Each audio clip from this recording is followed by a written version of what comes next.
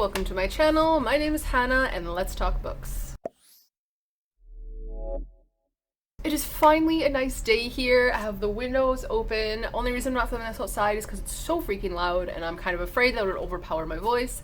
But today is going to be the start of another reading vlog. I have not done one in quite a while and this one's probably not going to be very long, but I guess that kind of depends on the end. But I'm just getting ready to read outside. I went to the library today and I got this book here, The Mad Women's Ball by Victoria. Oh gosh, she's French. I don't know if it's Ma or Mas. And I don't know how I completely missed this, but I didn't realize till after I got at the library. But this book actually takes place here in Paris. It's in 1885 and it takes place in an asylum called Salpêtrière. I believe that's how you pronounce it. And my husband's heard of that asylum, so it must be pretty well known. And my plan right now is that after I read the book, I'm gonna look up the history of it and share that through the vlog as well. So to start, let's read the description together because I just completely forgot it. It says, the Salpêtrière Asylum, 1885. All of Paris is enthralled to Dr. Oh god. Charcot? I guess there's a T at the end, but with French you don't usually pronounce that. So Dr. Charcot, maybe? And his displays of hypnotism on women who have been deemed mad or hysterical, outcasts from society. But the truth is much more complicated, for these women are often simply inconvenient, unwanted wives or strong-willed daughters. Once a year, a grand ball is held at the Salpêtrière. For the Parisian elite, the Mad Women's Ball is the highlight of the social season. For the women themselves, it is a rare moment of hope. Genevieve is a senior nurse at the asylum. After the death of her beloved sister, she has shunned religion and placed her faith in Dr. Charcot and his new science. But everything begins to change when she meets Eugenie, the 19-year-old daughter of a bourgeois family that has locked away the girl because she claims to talk to spirits. And now Eugenie has a plan, and she needs Genevieve's help. Their fates will collide on the night of the Mad Women's Ball. So I believe this was originally written in French, but I don't see anything about this being a translation.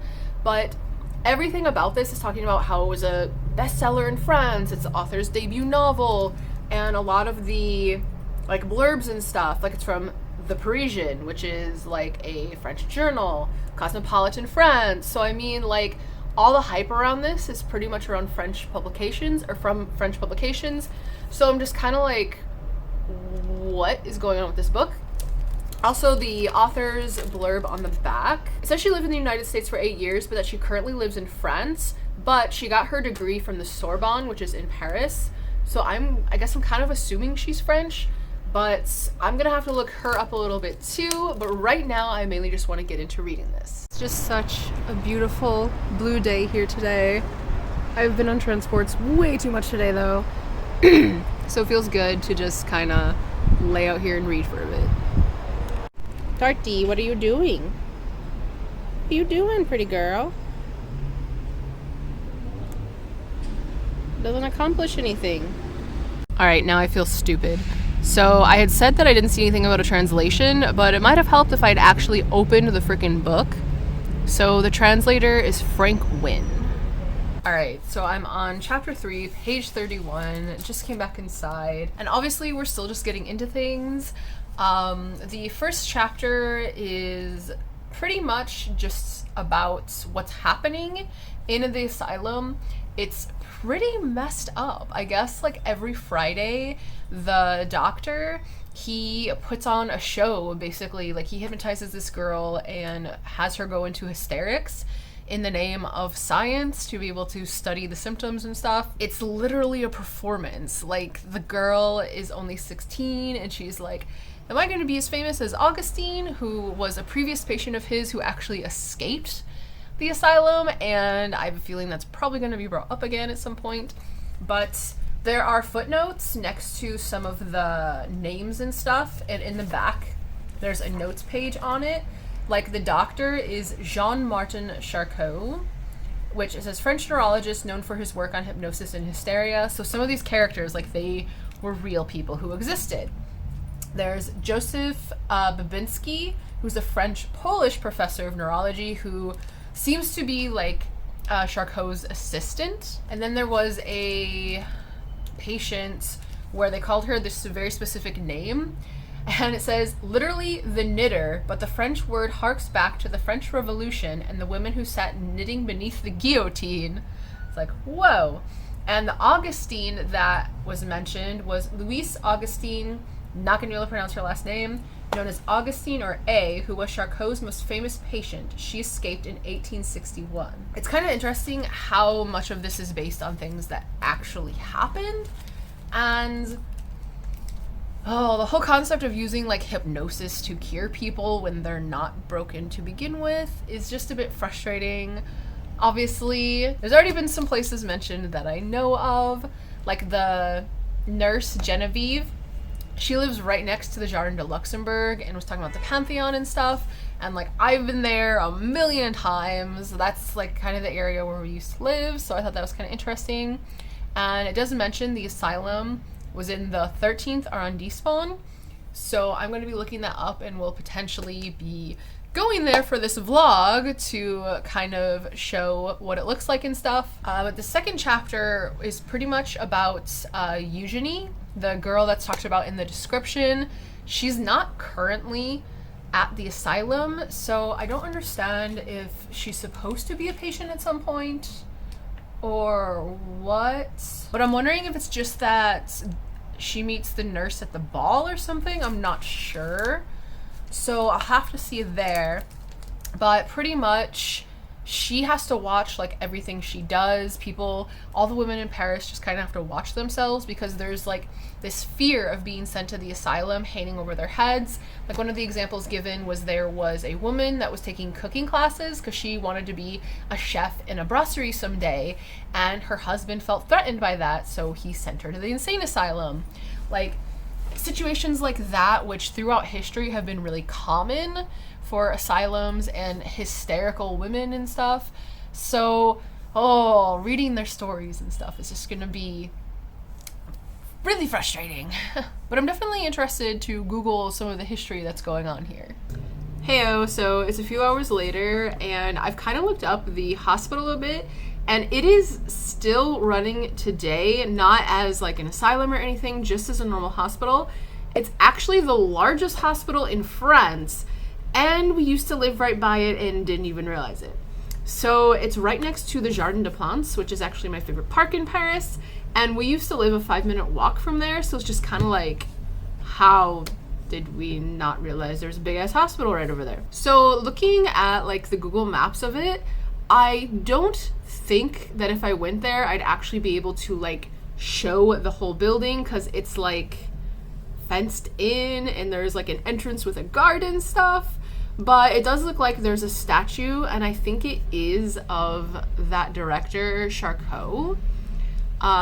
So I still might go over there anyway, especially since it's right next to Jardin des Plantes, and I haven't been there yet this year, and like the cherry blossoms are in season right now and everything, so I might just kind of do all that at once kind of deal. But this hospital is a teaching hospital for Sorbonne right now, as well as just like a normal hospital. Like one of the more recent presidents had like surgery there. Some famous people have passed away there, including Princess Diana, which is like, whoa. But the reason it has its name is that it was actually originally a gunpowder factory. It says, oh god, am I gonna be able to pronounce this? It's like Salpêtrière. Salpêtrière. I cannot do the R-E noise, like it's so hard. That's like gunpowder, so that's where the Salpêtrière come from. It says, I'm getting all this information from Wikipedia, by the way. But it said, in 1656, at the direction of Louis XIV, it was converted into a hospice for the poor women of Paris. So it was like a poor home for people that were mentally ill, epileptic, didn't have money kind of thing. And then it was incorporated with another hospice that took in orphans. And it kind of just stayed like this, where they would produce like sheets and military clothing and stuff like this, until they decided they wanted to send people over to America for New France, which I assume is Louisiana, since that was French property at that time. and they ended up sending 768 people over 10 years. And then in the late 1600s, they also added a women's prison for prostitutes, and it's just like, what the hell is happening at this place? Like, this place was basically like a torture chamber for women, because the living conditions were not good at all. This place actually was stormed during the September massacres of 1792, when a mob of people went there to release the prisoners. They released 134 prostitutes, but then I don't know why the hell this happened. They took out 25 mad women, and they dragged them in chains, like, into the street and murdered them. And, like, I have no idea why the hell that happened, especially since they were just freeing the prostitutes. But crazy shit happening all the time, it seems. Basically, end of the 1700s, beginning of the 1800s is when it kind of more reformed into being an asylum, and they wanted to actually treat the mentally ill instead of just holding them captive. So in real life, Charcot, he took over the department, and this is when it became known and celebrated as a neuropsychiatric teaching center. Like, his whole thing was neuroscience, and he has received a lot of criticism in the psychiatry, oh my god, I cannot talk, in the psychiatry field, but he never claimed to, like, be that. But I mean, like, if you're involved in the psyche of the mind, like, even if it's in neuroscience, I mean, you're dealing with people who have problems, like, it's kind of gonna overlap. But yeah, Wikipedia talks about, like, his lectures and stuff, where people would come and he would explore psychological distress, which is the hysteria. It talks about the demonstrations with some of the patients that he would do. And some of the names that are dropped in here are really interesting. He's the one that suggested the name for Parkinson's disease, because there's James Parkinson, and Charcot is the one who's kind of like, hey, this guy's onto something. It should be called Parkinson's disease. One of his students was also the guy where Tourette's syndrome came from, Georges Gilles de la Tourette, and it's just like, holy crap. And one of the people that would come to his, like, lectures and stuff says 29-year-old Sigmund Freud, and I guess he would translate the lectures into German, and it's just like, holy crap. So all of these, like, really famous people were involved with this guy, and Charcot still today is considered of, like, the father of neuroscience in France. So, I mean, hopefully that means he did some good work, but still, the criticisms against him are kind of interesting, and I'll pop a photo of him right here. It's on Wikipedia. But yeah, he was even called the Napoleon of neurosis. Like, what the fuck is that? It says his work greatly influenced the developing fields of neurology and psychology. Modern psychiatry owes much to the work of Charcot and his direct followers, which the followers I can understand. Like, he had a lot of students and stuff that were really famous. Charcot is best known today for his work on hypnosis and hysteria. And then it brings up Augustine, which I mentioned before. But then it says, however, Marie Blanche Whitman, known as the Queen of Hysterics, was his most famous hysteria patient at the time. So I wonder if she's going to be brought up in the book at all. He initially believed that hysteria was a neurological disorder for which patients were predisposed by hereditary features of their nervous system, but near the end of his life he concluded that hysteria was a psychological disease. One good thing, though, and I'm glad this is brought up here, is he actually argued against the prejudice that hysteria was, like, a woman-only thing. He's like, no, like, this is found in men as well. So that I do appreciate, even though all of his patients were female. Because he taught that due to this prejudice, these cases often went unrecognized, even by distinguished doctors. Yeah. Since he did hypnosis, there were other famous hypnotists of the time, and this guy was also a neurologist. And this guy said that the hypnosis and hysteria phenomena that Charcot has famously demonstrated were in fact due to suggestion. Okay, this is where I saw where they're kind of like, yeah, a lot of his stuff was bullshit. It says, by the 1870s, Charcot was France's best-known physician. His ideas about hysteria were later refuted, and French psychiatry did not recover for decades. An example of the dismissal of Charcot's views can be found, blah, blah, blah.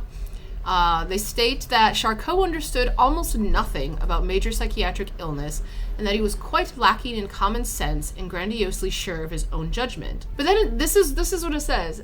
This perspective overlooks the fact that Charcot never claimed to be a psychiatrist or to be practicing psychiatry. But it's just like, you're literally trying to use hypnosis to cure the mentally ill. Like, I know he was a neurologist and everything and studying the brain, but I mean, the brain is what has to do with psychology and helping mentally ill people. So I just don't think you can really separate it as much as they're trying to say you can. I don't know if I'm weird for thinking that. But then it goes on to say, after Charcot's death, the phenomenon of hysteria that he had described was no longer recognized as a real neurological condition, but was considered to be an artifact of suggestion. However, Charcot continued to have a prominent position in French psychiatry and psychology. But yeah, it's basically talking about how the shift of the diagnosis of hysteria and stuff completely changed, and that we became to better understand it and realize that what he was doing was kind of bullshit. But I don't know, I find the whole thing rather fascinating, and the fact that like this book has these actual people in it, I want to see who else is going to pop up in the book, if any of this other stuff that's talked about like in the wiki is going to come up. And also, I wanted to Google the other character. Babinski, I think his name was. I'm not sure. Yeah, Joseph Babinski. I'm going to look him up because he was an actual person as well. All right, I found him. So let's see. He's best known for his 1896 description of the Babinski sign, a pathological plantar reflex indicative of something damage. Like, okay, I don't care about that. He was a professor of neurology at the University of Paris. He wrote papers on nervous disorders. I don't see anything mentioning the... Oh, wait, here it is.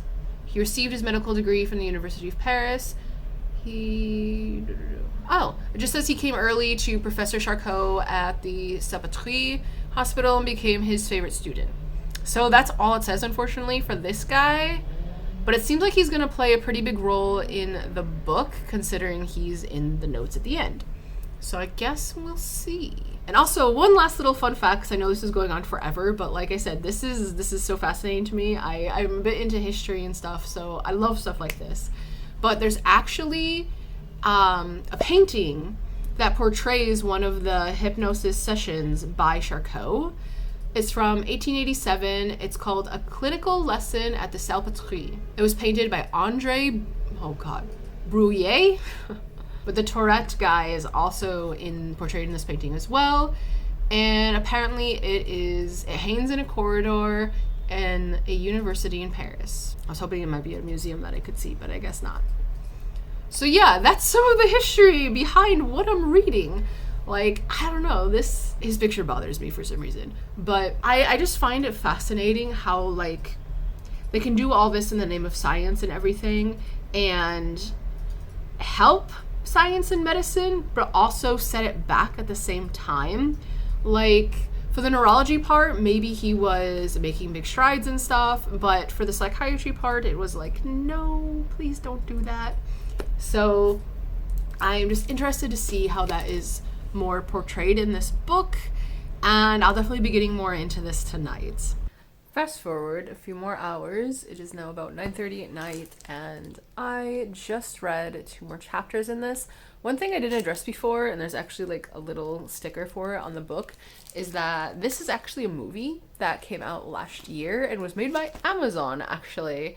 It's on Prime, apparently. It is a French movie, and I will probably try to watch it after finishing this book. So I'll probably give my thoughts on the movie as well in the, I guess, wrap-up, you'd call it, at the very end. But this book is, like, killing my soul. Like, holy crap, I feel so much for these women. Like, I just want to cry.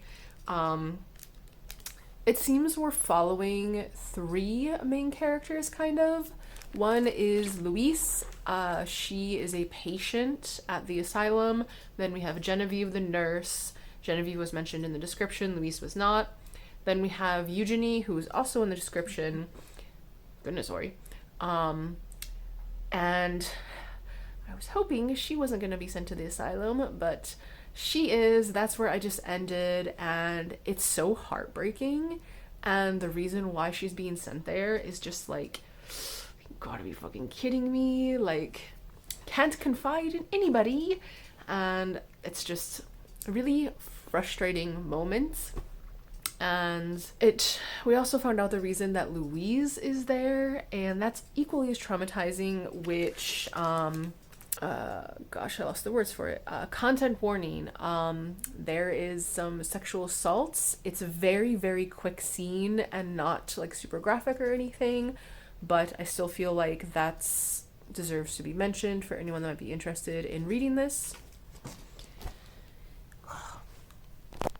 My arm is tired from holding the camera up, but gosh, like, we know stuff like this happened in history and stuff, but reading about it is just, it's really tough. Like, just knowing that women were treated like this it just blows my mind. It's terrifying. And like, now, like, Eugenie is gonna be freaking traumatized by her experience now. But now I guess I understand why she ends up trying to work with Genevieve. Is that the name? Am I just making that up? I need to double check that real quick. Yeah, Genevieve. I don't know why I thought that was wrong. It just sounded wrong when I said it. But I guess now I see why in the description it says that she tries to work with Genevieve. Because I assume that she's going to try to do something during the ball. Because since all like the bourgeois people show up there, maybe her family will? I don't know. I'm not exactly sure what's going to happen with that. But my god, so far this book is just straight up sad. And while I'm reading this, there's just this freaking beast over here, just being as chill as possible, waiting for dinner. Yep. Are you hungry? Do you want food? You don't want food? But you're hungry? He doesn't know what he wants. He doesn't know. He just wants to bite. Chomp chomp. Okay, this is a clip that is going to end up in both the vlogs I'm filming right now. One's a reading vlog, one is a Les Miserables one. But I need to point this out. So yesterday, and I even mentioned it in here, I started a book called The Mad Women's The Mad Women's Ball, which takes place at the Salpêtrière, which was like an insane asylum type place, but today is a hospital. Never heard of this place before until that book. Well, later yesterday, someone made a freaking Facebook post about the place, and now I'm reading book 4, chapter 1 in Les Miserables, and the first freaking sentence says, "A stroller 40 years ago penetrating beyond the Salpêtrière," and I'm just like, what? Like, how is this everywhere now? And another thing, in the Mad Women's Ball, Victor Hugo is actually mentioned. It's just kind of like a throwaway sentence, but it's just like, ha! And I don't know, just all of this stuff is coming together at once, and now I'm seeing this place everywhere, and it's just kind of like, what? But that was a surprise, and I just had to mention that because that just kind of blew me away there. Good God, the light coming from there is just like way too much. Anyway, I'm just about to start reading more of this, but I realized I forgot to say like what year this came out or what genre it's supposed to be or anything like that. So the original French version of this actually came out in 2019, and the English version came out at the end of 2021. At least I'm pretty sure that's what those dates mean. So there's that. And this is listed as historical fiction and like feminism, but I actually would 100% say this is also a horror, because even in like the first sentence of the description on Goodreads, it says like it's talking about the horrors that women faced in 19th century Paris. So it's just kind of like, yeah, that's horror. So I'm gonna tack that on there too, but I'm on chapter 5, I think. I actually haven't been using a bookmark, so I hope that's where I'm at. But, oh no, I think I'm actually in chapter 6, because I think I read one more chapter after filming last night. Yeah, that's right. Okay, because I'd also wanted to say that the like blurb on here, I think calls it gothic. Yes, in this darkly delightful gothic treasure. And I definitely would agree that this is gothic because it is definitely more slow paced. As, let's see, I don't even know what page I'm on. I'm on page 79, and there's only like 200 pages in this, and not much has happened. Like, the plot really hasn't started going yet. So I'm a bit nervous since it's been a slow start.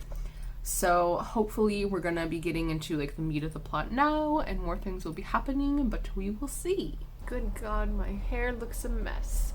So I've read 2 more chapters. I'm on chapter 8, page 117. The one chapter I read was pretty brutal. It was pretty much going over the history of the asylum and pretty much just reciting what I had told you guys that I saw on Wikipedia. I thought that was kind of interesting how it just kind of listed that out. But it also goes over some of the procedures, and one of them I literally gasped at. I'm gonna read it out loud, so like, be prepared. I just lost where it was. A hot iron inserted into the vagina reduced clinical symptoms. I literally cannot imagine going through something like that. Like, this shit is fucking torture. And yeah, that shit's crazy. Like, that just reminds me of the crap in the like early 1900s where it was like, to cure hysteria in women, like, give them a vibrator kind of thing. Like, but make it torture kind of deal. Like, I don't know. I read that and was just like, holy shit, what the fuck. I see Ori in the background. So pretty much that whole chapter was more about the history of the place and what had happened in its past, things like that, how the treatments have evolved to be hypnosis today, and how in the time period this takes place in, it's mainly just patients with neurological disorders. And then the chapter after that is kind of just them getting ready for the ball, and Eugenie gets examined by the Dr. Babinski, or professor, I guess I should say. I don't even really know. But she questions the ball and everything, and they're all just like, no, it's good for the girls. It gives them something to look forward to. And it's just like, nah, man, you're just parading mentally ill people in front of rich people. Like, it is super bad. Like, I just can't get over how this was deemed, like, okay. Like, that is not okay at all. And, like, it's not something that's, like, open to the public even. Like, you are sent an invitation to this freaking ball. So it's only, like, the cream of the crop in Paris that get to go. And, oh my gosh, it's basically talking about how, like, in the past, someone had, like, a seizure, 15 people broke out in hysterics kind of thing. It's literally just a spectacle for rich people, and, like, that makes me feel so freaking sick. Like, holy crap. But basically, every time Eugenie sees Genevieve, she's trying to convince her to help her, and Dorothy is eating plants. Dorothy! Can't do that. But not much has really gone forward from that, so I can definitely see why people might feel like this book is way too slow, or that nothing really happens, or that there isn't much of a plot, because it's kind of just some things happening in daily life at the asylum, and the plot is very, very minimal. Like, so far it's definitely been more of like a commentary on what's been happening to these women as a whole in this place. And I find it horrific. I find it fascinating. I'm enjoying it so far, but I can definitely see why some people might not like the lack of plots. Heyo, it is now evening. I think it's like 9 or just a bit after, something like that. I just wanted to pop in here real quick for a tiny update since I am about to continue reading this. I'm on chapter 10, page 155, which I'm further than I thought I was, so I might finish this book tonight, but I'm not gonna like put that expectation on myself. But I have figured out what I don't like about this book, and that is that everything is very convenient for the plot.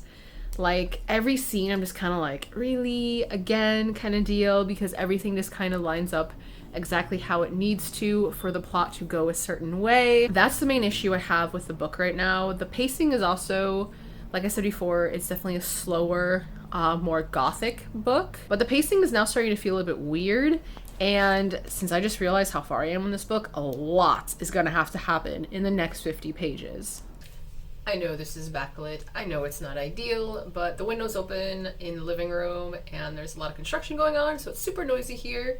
So I'm sitting on my counter and freaking Ori is here too, I guess. But I did finish this last night, and I have thoughts.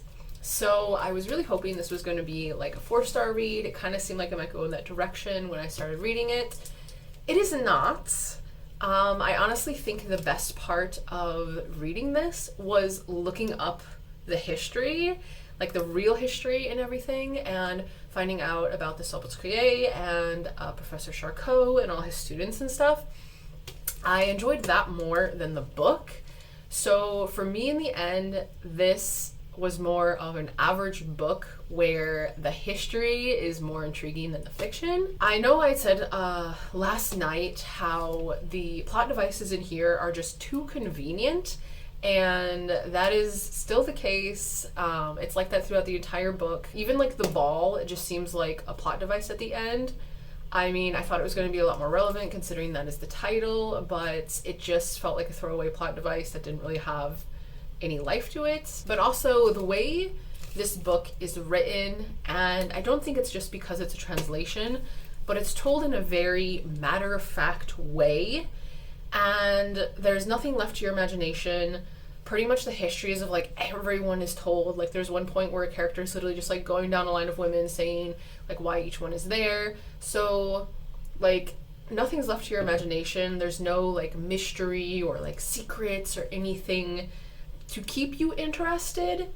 And I think that's where this book really loses some heart, is that it ends up being very predictable because everything is laid out for us, and it's just kind of like, eh. And because this is such a short book, like look at that, just over 200 pages, the ending does feel rushed and quite abrupt, even though there is an epilogue. I wish there had been just at least another chapter of the main story where we got to find out a bit more about what happened after the ball, because it just feels like it just ends and it's like, oh, okay, I guess that's it. And it didn't really leave me feeling like happy or like, yeah, that was a good conclusion or anything like that. I just kind of felt like, okay, that's it, I guess. It was just very monotone, not much feeling. And since this is such a depressing book, like, I don't know, I just thought I would feel more at the end of it, I guess. But since I have completed this, the plan today, actually, in like an hour, my husband and I are going to go to the Jardin de Plantes, which is right next to the Salpêtrière, and we're gonna walk through there a bit, and I'm gonna try to get some footage of the hospital and stuff to be able to show you guys, because I obviously haven't seen it in person before, at least that I know of. I might have walked by it before, but didn't realize what it was, so we'll see. And then today I might try to watch the movie as well. It's supposed to be on Amazon Prime, so I'm going to check and see. So even though these are kind of my final thoughts for the book, I will be back with some final thoughts on the movie as well and kind of compare the two. But I am kind of surprised that this book has been so like hyped up and received awards and stuff in France, just because I feel like it's lacking something, like it's lacking depth. It just feels like it's listing facts. Like even the part in here where it's talking about the history of the Salpêtrière, it doesn't really feel like it's describing anything. It's just listing facts. Like it literally just felt like I was reading like the bullet points from the Wikipedia page. So I don't know. It's so frustrating because I feel like, oh God, what is he doing? I feel like this book had so much promise and the subject matter is just really fascinating, intriguing, horrifying, all of that. So I feel like this could have gone so much further and so much deeper into how the women feel, and I guess it just stays too surface level for me. But yeah, I'll see you later today after I've watched the movie.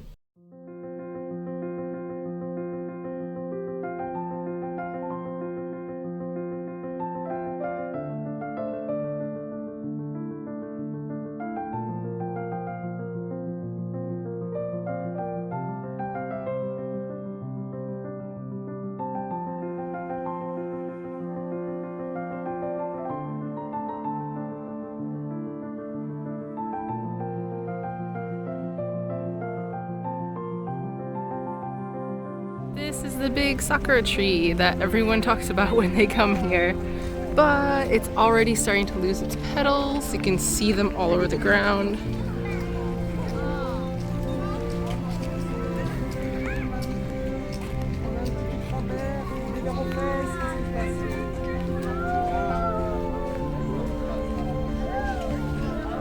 the blossoms.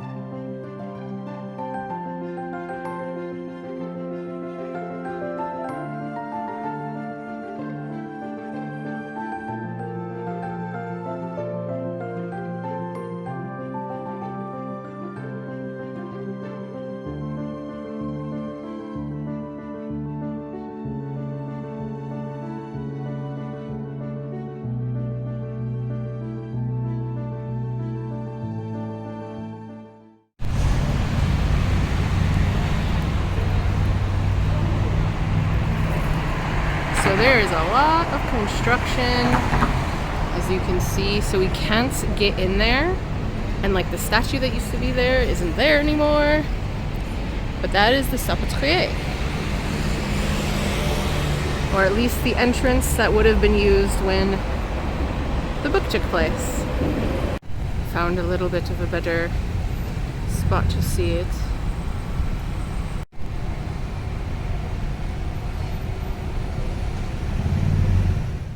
Alright, so I just finished the movie. It is about 20 minutes to 10. You're probably going to hear my husband playing video games over there on his computer because his keyboard is super loud. But I actually enjoyed the book a lot more than the movie. I don't know. I just don't think the movie was very good. But I enjoyed how the story is set up a lot more in the book. And you can actually see the reflection of his game in the window. That's kind of funny.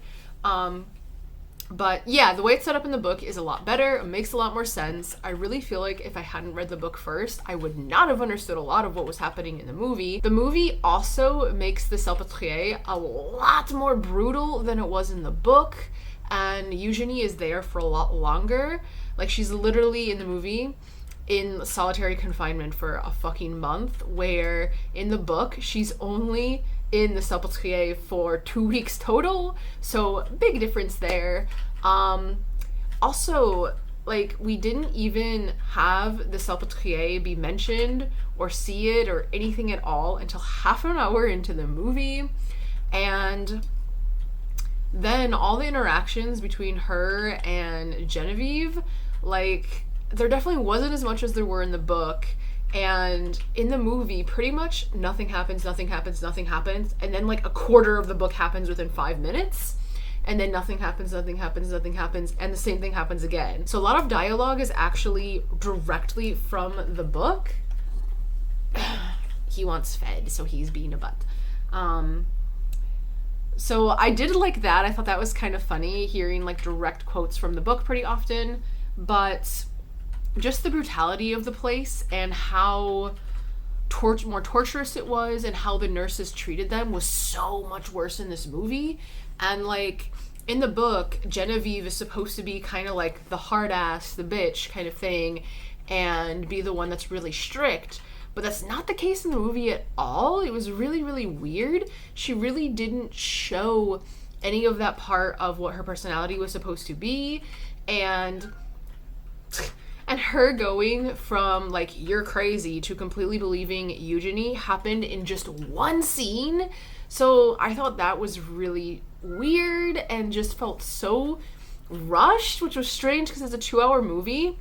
But like I said, there's just so much of just nothing happening in here, and then everything all at once. It just felt so strange, and there were some moments where I literally was like, I have no idea what's happening right now. Also, the title, The Mad Women's Ball, makes even less sense for the movie, because it's literally only mentioned once before the actual day of the ball. And then content warning here again. I might have said it for the book, but it's in the book as well, but it's done a bit differently than as they portrayed in the movie. There is a rape scene, and I didn't want to see that, so I tried to skip it. But then they fucking had like juxtapose, how the fuck you say that word? On top of the rape scene, the escape scene as well. And so it's just like, missed part of what was happening of the ending because I chose to skip the rape scene, and I was just like, why do they have those two things happening at the exact same time? So wasn't really a fan of that. I think I'm just not gonna rate this movie at all. Just, yeah, I just don't think I can really put a rating on that. Really didn't enjoy it. And if you're interested in this story at all, I definitely recommend the book over the movie for sure, 100%. You don't hear any history about the place at all in the movie, and I feel like it's even more straightforward than the book and more like matter of fact than the book. So I don't know, it felt so weird. It's just nothing, nothing, nothing, and then some dialogue from the book, and nothing, nothing, nothing, more dialogue from the book, and it just feels like they're just dumping like all the like plot moving forward things all at once, and that just, yeah, it didn't really hold my attention very well, and I just think that things were done better in the book. So thank you for hanging out with me through this probably very lengthy reading vlog. It was definitely a lot different, more history and things around Paris instead of just being here, but I hope it was still enjoyable, and until next time, bonne journée and au revoir.